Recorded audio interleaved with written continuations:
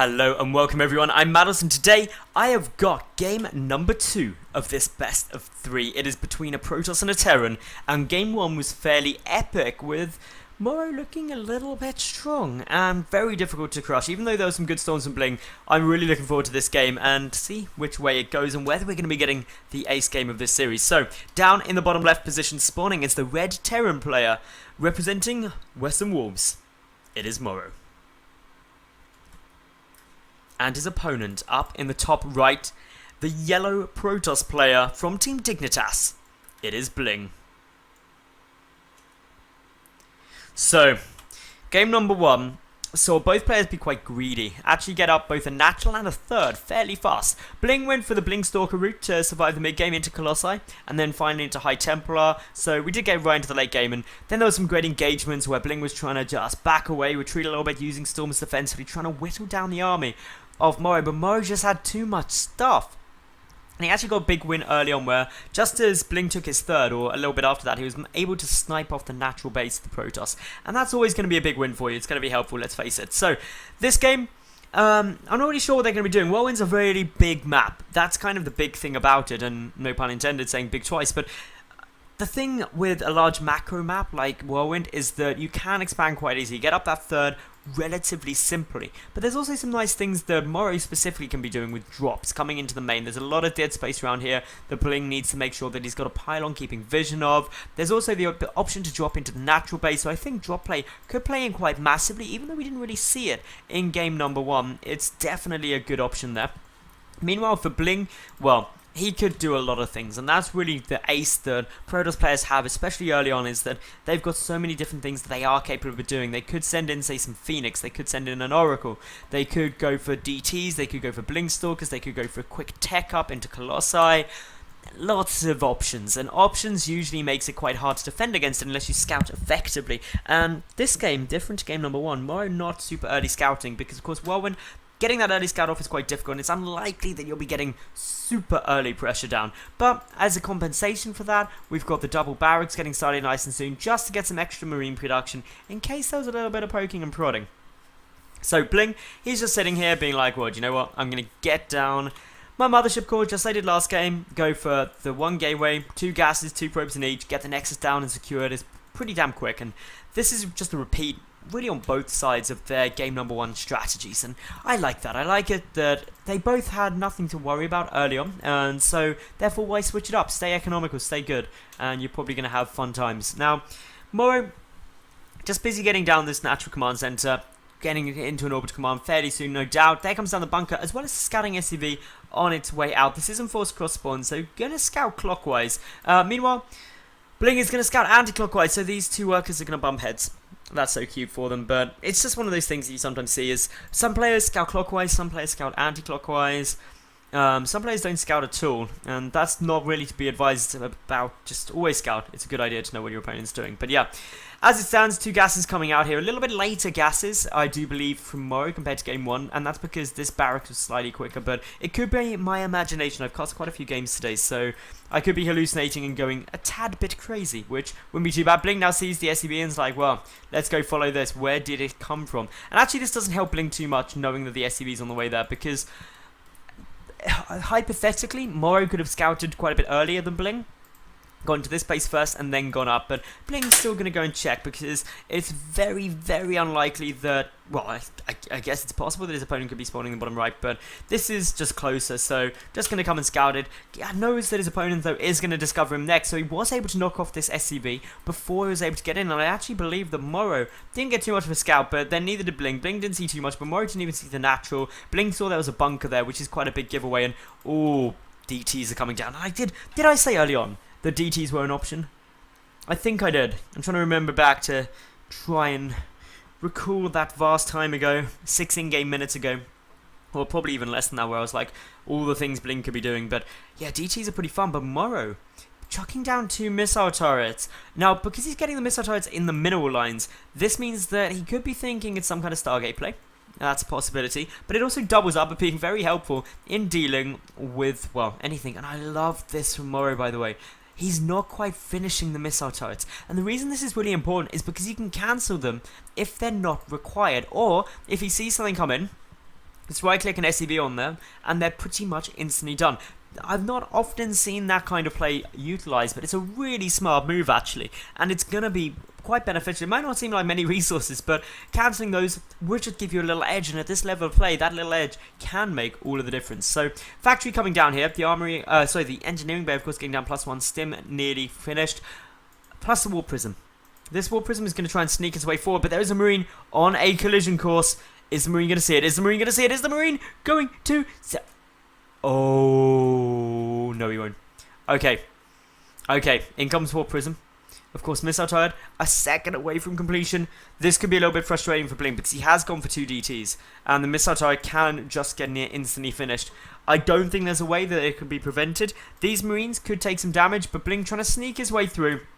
But then it has now been seen. The DT's coming through. Is MorroW going to react in time? Has he seen them yet? There he goes. In comes the missile turret. DT's going to run away, just try and get back to safety. Can get out of the way and start chipping away at a couple of things here and there. Trying to kill a few units. Oh my goodness, Stim! Stim is getting researched. There needs to be a scan. There has to be a scan. Is there a scan? Is there enough energy for a scan? No, there isn't. This could be disastrous. BlinG, focus down the tech lab. Focus down the tech lab. Do it. Do it. Oh, there comes the repair. Okay, so he's fine now. It's getting repaired up. If he focused down that tech lab, it would have been monumentally awesome. A supply depot has would have been taken down, so a bit of damage being done here actually. The reactor could take some damage. A scan will be required at some point. There we go. So one scan already being utilised, but the second DT is still out on the field, remember. Another missile turret trying to come up just to really limit the option of where this can go. A second scan though being forced, so that results in 2 mules that never will be in this game, which is a little bit frustrating for MorroW to be honest, but he does have a 3rd CC coming up. In terms of resources lost, MorroW lost slightly less this game so far.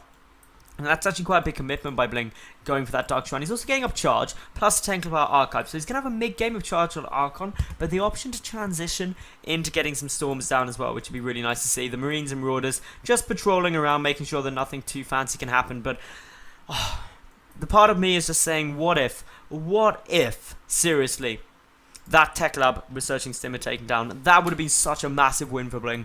It would have been crazy. If he sent both DTs over there, I think he could have done it. But that is the maybes, the what ifs, the could have beens that never were. So, armory coming down. Of course, that's going to mean that 2-1 upgrades can get started fairly quickly once that's completed, giving a small upgrade lead. Or it should be a small upgrade lead to MorroW over BlinG, because BlinG currently only has +1 armor about to finish up. Should start +1 attack fairly quick off the bat too, and if he corner boosts it, won't get too far behind, but well, double upgrades against single. Down comes Sonic Storm as well here for BlinG. The scouting factory making its way forward. The 3rd CC as well, morphing into an orbit command. This doesn't have to rush down or anything, but getting it at some point soon would be quite nice. The muling, the additional muling actually from the natural can actually depleted quite quickly, and you don't ideally want that to happen for too long. BlinG, meanwhile, getting up his 3rd, but a small little hit squad of units making their way up here should be able to take out this Nexus, and that isn't going to be something that BlinG is going to be too happy about. Will be forced to cancel it. Very frustrating. BlinG doesn't really have an answer to actually deal with this force at all. Even the drop coming in could be a little bit frustrating. There's no High Templar around, so you can't even feed back the medevacs too quickly. But now in comes the drop. BlinG gonna have to pull back these units. He's got a lot of charge lots. That's the one thing going for him right now, is that he does have quite a few of those. A DT getting scanned will get picked off. Nice try there by BlinG. Just deal some cheeky little bits of damage. Photon overcharge coming down as well. Gonna try and force these units back as far as possible. Couple got taken out, but the medevacs is going to come out and be like, yeah, do you know what? I did that. 2 High Templar looking to go Storming, because Storming is fun. It's what all the cool High Templar do. 2 DTs coming in, actually going to try and be a little bit of a nuisance. Zealot as well, going to try and be a monumental pain. A scan going down very early, but unfortunately BlinG not able to get that DT out. Does get hit by a concussive shell, and well, gonna have to turn and fight. The DT may actually be able to sneak away, and the scan is gonna be forced and gain. So that's a lot of scans. 2 scans for a single DT should never ever happen,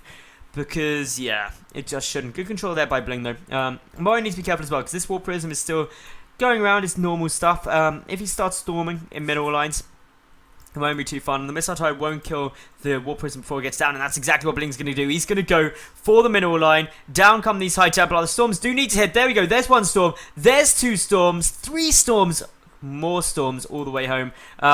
Unfortunately, this High Templar is going to die, but that was a good 15 workers killed in this game so far. That gives BlinG a good little lead, 13 workers ahead. That's nothing to cry about. He's a bit delayed on his third, though. That's going to cause BlinG a few problems, but he's still mining a little bit more than MorroW at the moment, because MorroW doesn't even have their mules out, because he had to use all of his energy on scanning for DTs, and that isn't too fun. Observers as well, just keeping a good little lookout. Currently, MorroW has no idea the space is here. And that wasn't meant to be a rhyme, but it worked really cool. And it's always good when you do that. It's like one of my favourite things, when you accidentally rhyme. It makes you feel like such a boss. Seriously, it's awesome. But yeah, MorroW gonna just come around. He maybe suspects something, because he's seen here that, hang on, he was trying to take a third, and now there isn't a third. And then there's this other third location. Scan comes down and goes, "Oh yeah, I found it," and is going to come knocking at the door. There's a lot of charge shots here, though, but this isn't a great position for charge shots to engage in. Good pickup as well. That suddenly means these force fields now counterproductive for BlinG, because none of his zealots can really actually engage, and that means that pot shots can be taken from behind. The safety of the force fields, always frustrating when that happens. More storms should be coming in. There we go, just trying to be used defensively, just saying, come up the ramp if you want to, mate, because this is a tight little choke, and I'm going to annihilate your entire army. But BlinG is under pressure. MorroW just kind of poking there, saying, you know what, I may be able to get a couple of units. Gets a High Templar. Good wing there. Does take quite a little bit of damage on some of those Marauders, but of course a good medevac count means they can get healed up fairly quick. More medevacs as well, making their way across. Just gonna start healing up. Photon overcharge getting triggered. Very frustrating, but hey, that's 100 energy off the mothership core. It's still got another 100 though. It was maxed out, so more photon overcharges can come down. It's just buying BlinG a bit more time. He does have double Colossus production on its way. Another scan is going to confirm that there's no Colossus yet, but there is one. MorroW, moving up though, does manage to deal a little bit of damage there. But yeah, this Nexus is going to fall, and this is disastrous suddenly for BlinG, because now he's on 2 bases to the 3 of MorroW. MorroW also has a 4th coming down behind this. Very frustrating times for any Protoss watching, and of course exceptionally frustrating times for BlinG. There is, however, a proxy pylon coming down. BlinG gonna try and get some of those shenanigans back, deal a little bit of counter damage. We see, of course, that the Colossus has been revealed, and that means the Viking production started. +2 ship weapons also started, but there's no Vikings currently down, so that's a small window of opportunity these Colossi could try and exploit, especially when there's double Colossus production. That's really nice to see. Upgrade-wise, we're sitting at 1-3 upgrades for BlinG compared to 2-2 of MorroW, but MorroW is getting 3-3 down too. So BlinG, he's got a relatively scary force. He's 9 army supply down, but I'd say just in army composition wise, these Colossi really helpful. Good force fields there. Will trap quite a few units. The Colossi able to shred through them fairly fast. And now it's just up to MorroW to try and find an answer to this. BlinG taking a small supply lead, but these two really on level peggings. And BlinG being forced to double expand, just because if he didn't, he would be so far behind economically. That third for MorroW has been up sooner and for a lot longer now. BlinG's third got sniped, but a couple of zealots moving in, going to get a little bit of counter damage done. Good stop on those SCVs, meaning that the minimal number going to get taken out while the infantry deals with the rest. But look at this push in towards the third. BlinG is going for the counter aggression. Is he going to be able to break this? A storm does now go down. Another storm goes down as well, but unfortunately one of the Colossi do get sniped off MorroW.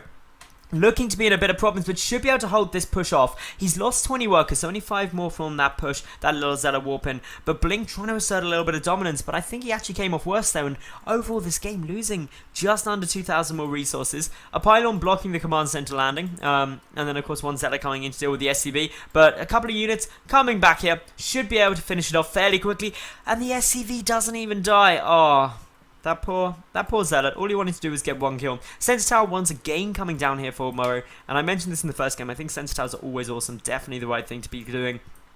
And yeah, what else? Just BlinG really now trying to work out how do I deal with this composition, because I've revealed my Colossi, he's already got a ton of ghosts, so he can deal with my High Templar.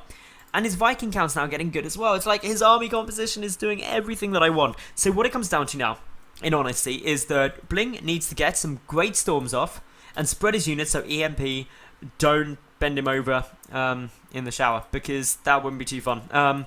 Yeah, so this is now where really MorroW, I'd say, is at a slight advantage. His upgrades are looking solid. +3 is about to kick in. That's up against the 2-3 upgrades for BlinG with +3 only just about to, well, only just started, to be fair. And that results in just a great upgrade lead here for MorroW. 3-3 with 2 Viking attack as well. Means the Colossi gonna be hurting.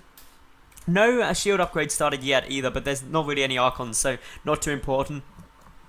And well, looks like we're just going to be getting a nice little counter push coming in here. A sensor tower coming up. There is a missile turret there at the moment.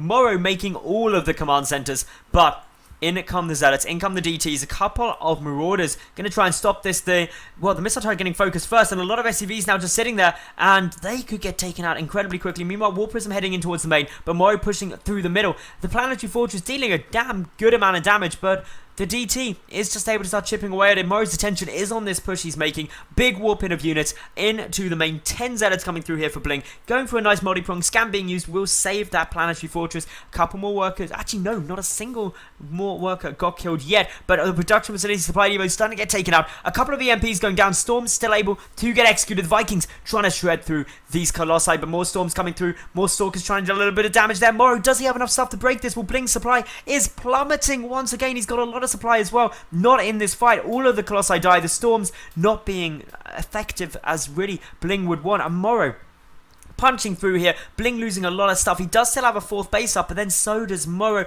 MorroW also has these 3 additional command centers. The Zealots in the main haven't been answered yet, but MorroW, he is at a mighty fine amount of army supply, just under 100 to the 65 of BlinG. And remember, BlinG, a lot of his Zealots in the main, he's lost his 3rd. The main base getting taken out isn't disastrous as a problem because it was pretty much mined out anyway, but this infantry does need to clean out these Zealots, and once that's done, of course, then all of MorroW's attention going to come here. BlinG trying to take a chance, move forward. The Colossus get sniped off though, and this is where there's a problem for the Protoss. No more Colossi, no more Storms as far as I'm aware, and that just simply means that this infantry can start shredding through everything with the 3-3 upgrades plus 3 weapons not yet done. A scan going down just to spot that DT, needs to get taken out fairly quickly because the DPS from that is insanely high.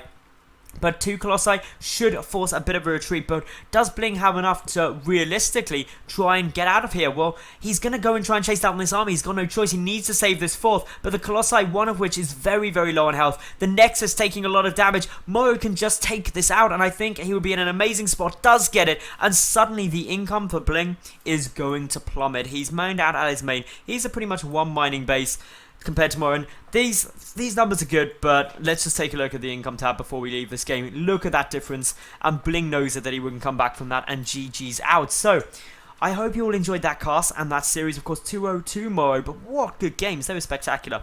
If you enjoyed it, like the video, leave a cool comment, and of course subscribe, and I'll be back tomorrow with yet another new game. I'm Madals, thanks for watching, and bye for now.